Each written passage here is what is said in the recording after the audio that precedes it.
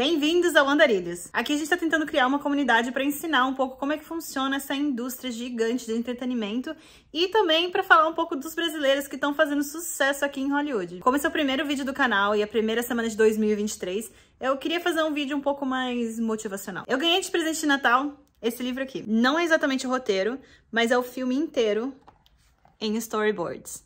Olha que legal. E, obviamente, a autoria do diretor. Esse livro, na verdade, você não lê, né? Porque não tem muita coisa assim pra ler. É mais questão de análise pra ver como é que ele pensou os movimentos, como ele pensou os enquadramentos. Mas esse livro tem um prefácio, que é uma carta ao leitor escrita pelo próprio diretor. E eu queria ler pra vocês porque eu acho que passa uma mensagem legal. Eu vou fazer uma tradução livre porque o texto original tá em inglês. Então, se por algum motivo você tem esse livro em português e não for igual ao que eu tô falando, é porque é a minha própria tradução. Querido leitor, eu sei que muitos filmes bons são feitos sem storyboards. Eu ouvi que o grande Steven Spielberg muitas vezes não faz storyboards de seus filmes. Esse livro de maneira alguma significa que criar storyboards é um atalho essencial para fazer um bom filme.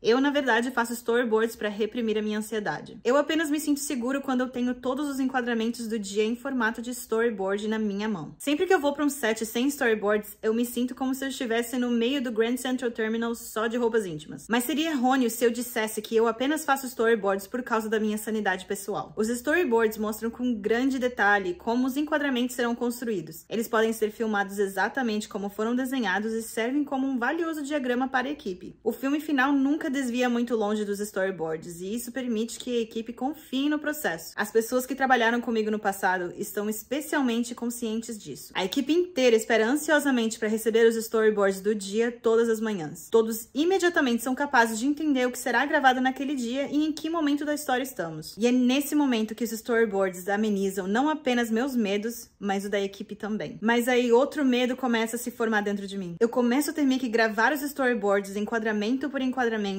vai resultar em maneirismo. Eu temo que eu falhei em capturar os pequenos momentos de espontaneidade que estavam flutuando no ar no set naquele dia. Levaria outro livro inteiro para explicar o processo todo em detalhe, mas eu posso assegurar que alguns vão conseguir identificar pequenas diferenças entre os storyboards e o filme. Os momentos emocionantes de medo e espontaneidade que surgiram no meio das cenas cuidadosamente e minuciosamente detalhadas em storyboards. Obrigada. Bom Joon-ho. E agora você deve estar se perguntando por que eu decidi dividir essa carta com vocês, o que tem de motivacional em fazer storyboards. Pra mim não é exatamente a questão dos storyboards em si, mas a questão da ansiedade. Se um cineasta que ganhou 4 Oscars numa noite só, e ele tem ansiedade com as criações dele, eu acho que tá tudo bem você, eu, todo mundo tem ansiedade com as nossas criações. O que não dá pra permitir é que essa ansiedade se torne uma pedra no caminho da criação. E o diretor de Parasita encontrou um jeito de amenizar a ansiedade dele. Fazer storyboard pra um filme inteiro é um pouco excessivo?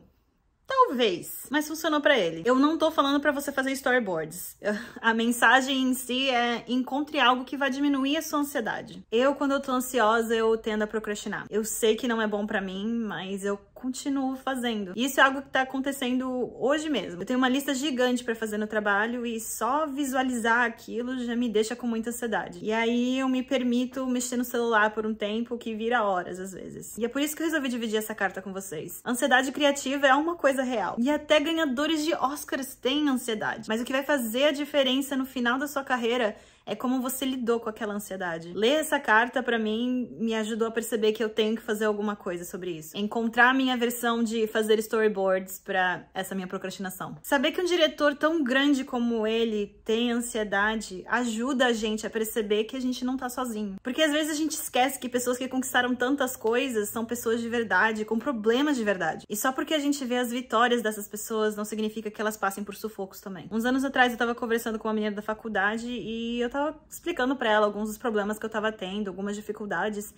E ela olhou pra minha cara e falou, tipo, você? Mas você parece que tem tudo sob controle. E honestamente eu fiquei chocada com a reação dela. Mas eu acho interessante que pro mundo eu pareço que eu sei o que eu tô fazendo, não que eu não saiba o que eu tô fazendo. Mas muitas vezes eu tô tão perdida quanto a pessoa do lado. Acho que a questão é que eu consigo me manter calma em situações complicadas. Mas sei lá. Então, concluindo, se permita sentir ansiedade. Infelizmente, faz parte da vida de uma pessoa criativa. E não esqueça de encontrar algo que vá ajudar você a quebrar essa ansiedade, porque o mundo quer ver o que você tem pra criar. Se você gostou do vídeo, já deixa um gostei, segue também, porque semana que vem já tem outro vídeo.